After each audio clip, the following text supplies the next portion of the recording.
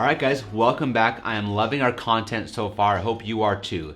Let's recap what we've gone through and I'll bring you back to lesson number 10. Our first lesson was the mindset, believing in yourself. Then we talked about how to spend your time. Lesson 3 was about getting really good at taking a 1003, which is the borrower's application. Lesson number 4 was understanding credit reports and letters of explanation. Lesson 5 was understanding all your loan types. Lesson 6 was products and programs. Lesson 7 was how to qualify borrowers. Lesson 8 was pricing and locking loans. And lesson 9 was how to sell. Now that you know all of those things, I will now teach you how the perfect process of a loan is supposed to go. How to get a loan closed from A to Z. So I've been able to be fortunate enough to close over 7,000 loans personally in my career. So I'm going to show you guys through lots of lessons learned the fastest path. The key to mortgage is speed. You have to be able to get loans closed quickly, because the longer it takes you to close a mortgage, the more days go by that your borrower could shop you around and go somewhere else.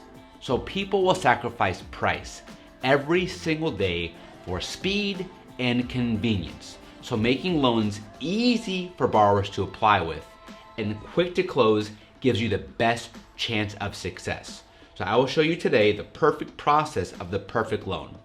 So step number 1 to the perfect process is you take the application all the way through.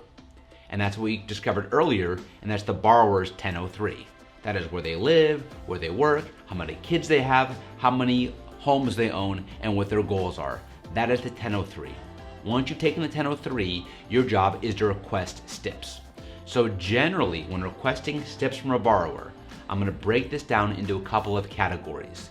You have your W-2 borrower, you have your self-employed borrower, and you have your retired borrower.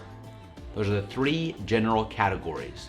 Based on the 1003, you will understand which category they are in. When you request your STIP list from a borrower, the very best way to do this is to send the borrower a very simple email. And in the email, you are saying, thank you for the conversation. Here are the things that I'm going to need. And you request your STIPs based on W-2'd, self-employed, and retired. If they're W-2'd, the basic STIPs you want to request from them are going to be their W-2s, their pay stubs, their bank statements. If they are buying a home, if they're refinancing a home, you also want to ask them for their homeowner's insurance, their HOA statement, and a mortgage bill. That's a basic STIP list. If the borrower is self-employed and they're buying a home, you want to ask them for their tax returns and a W-2s that their company might pay them. And you also want to ask for pay stubs if they get a pay stub from their company. If they're also going to be refinancing a home and they're self-employed, also ask for insurance, mortgage bill, and an HOA statement if they have an association, along with bank statements. That's a basic list for a borrower who's self-employed. If they are retired, you want to ask them for their retirement award letter. This is a letter that gives them the outline of how much they earn monthly that they get from their pension department. Their last 2 years 1099s, and 2 months bank statements.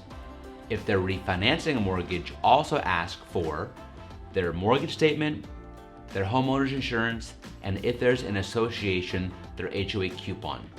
Don't worry about making your list perfect, because many times after they give you everything that you've asked for, that list can be added onto because you don't know everything until you get all the documents back from the borrower.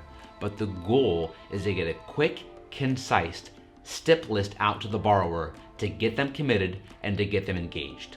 Once you get those documents back, the third step to the perfect process is to check all your guidelines to make sure that what you've gotten from a borrower you can qualify for. And this is easier today than ever before. When I first got started in mortgage, we had no systems that priced loans for us or gave us guidelines. We had to call our account executive and ask them, can you do this mortgage?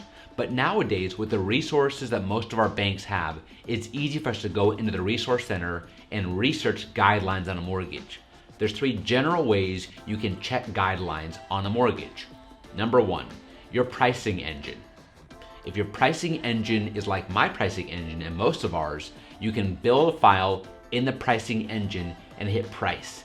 And then usually that pricing engine will give you all the available investors that qualify for that mortgage. So today technology plays a big role in checking guidelines for us because most of our banks and lenders have programmed guidelines into pricing. So don't worry about understanding how loans qualify. If you can fill out a perfect application with borrower's name and borrower's address and the area that they're gonna live and the loan amount and the value, and then you can price your loan correctly like I showed you guys before in a previous lesson on pricing, that pricing engine will tell you what the loan qualifies for. That's the first way to check guidelines. Number 2 is Resource Center. Most of our banks have an intranet where all the investors that they have are in the intranet. So you can check on the investor in your bank's intranet, pull up guidelines and look at the guidelines for credit requirements, for income requirements, for asset requirements, and for ownership or occupancy requirements. So if you look at guidelines in most of your intranets, your investors, your banks have already put those things out there so you know exactly what loans qualify for what lenders. And lastly, most of our banks have these deal desks or scenario departments, or you have your managers. And if all else fails, go to those resources. But I live by the FIO method. Figure it out. If you want to be a really good originator, then your last course of action is to rely on a manager to help you put a deal together. The first thing you should do is put the loan in your pricing engine and try and find options for that borrower.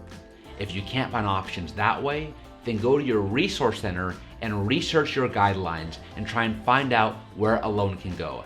After you've exhausted all those options, then go to your deal desk or your scenario department or your manager and ask them to help you price a loan. So first is pricing engine, second is your resource center, and lastly is your management or your deal desk. So you take a 1003, you request tips, you then check guidelines. Now, if the loan is qualified for an agency loan, which we spoke about that earlier in a lesson plan, Fannie or Freddie or FHA or VA, then you will generally run through your AUS. As we covered earlier, I ran you through how to run an AUS. That AUS is the automated underwriting system. So running a loan through an AUS will give you the ability to determine, does this loan meet guidelines? That automated underwriting decision is what the underwriter also uses to approve your loan.